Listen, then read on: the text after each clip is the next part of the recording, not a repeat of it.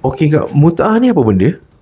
Okey, mut'ah adalah sagu hati selepas perceraian, di mana perceraian berlaku disebabkan perkara yang tidak wajar lah. Maksudnya, walaupun seorang isteri yang menuntut perceraian tersebut, tapi perceraian tersebut adalah disebabkan seorang suami, ia adalah satu sagu hati yang sewajarnya yang disyariatkan oleh Islam kepada seorang isteri untuk hidup selepas perceraian.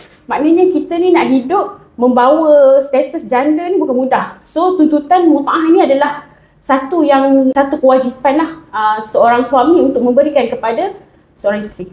Keadaan tersebut adalah termaktub ataupun tertakluk kepada mahkamah tersebut lah, yang mana tidak menindas mana-mana pihak dan mengikut kepada yang telah digaris pandukan lah oleh syariat dan undang-undang. Okey, misal kata kalau seorang tu telah berkahwin lebih daripada 10 tahun, macam mana perkiraan mut'ah tu dibuat?